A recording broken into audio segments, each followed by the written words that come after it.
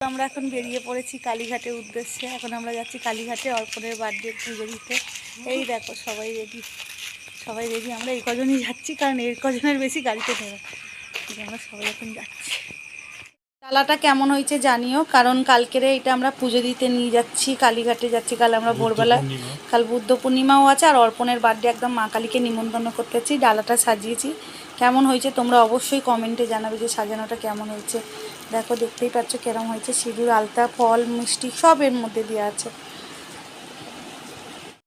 এখন আমরা যাবো, আমরা মন্দিরে চলে এসেছি। এখন যাব পুজো দিতে। অনেক বছর পর মন্দিরে আসছি। অর্পণ হওয়ার আগে এসেছিলাম ঘরের কাছে, কিন্তু আসতে পারি।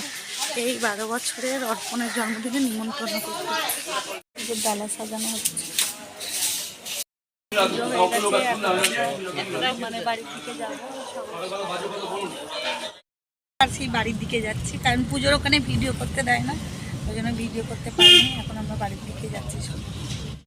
পুজো দিয়ে বাড়ি চলে এসেছি, আর বার্থডে নিমন্ত্রণটাও ভালোভাবে করেছি, মায়ের দর্শনটা।